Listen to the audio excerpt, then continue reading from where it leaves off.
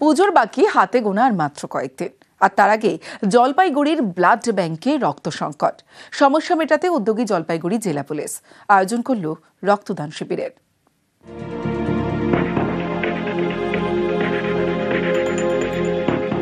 জলপাইগুড়ি মেডিকেলে blood bank, এখানেই রক্তের সংকট।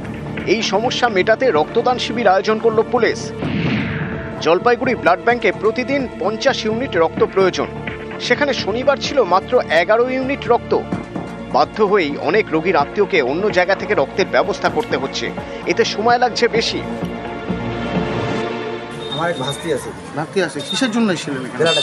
ব্লাডের কি বললো?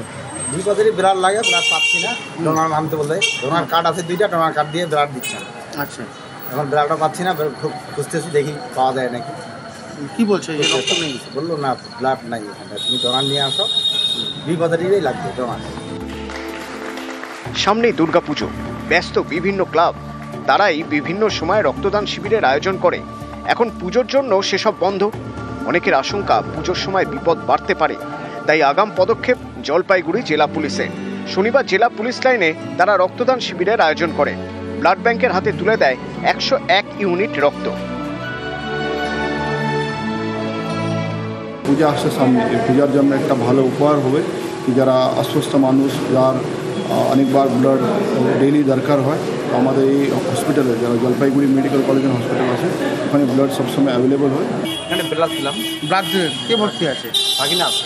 ভাগিটা ভর্তি আছে কেন? কি বললো? এখানে রক্ত নেই, রক্ত নেই, রক্ত দিতে লাগবে, তারপরে একটা শেষ করে দিতে হবে। আচ্ছা, মানে রক্তের একটা সংকট চলছে।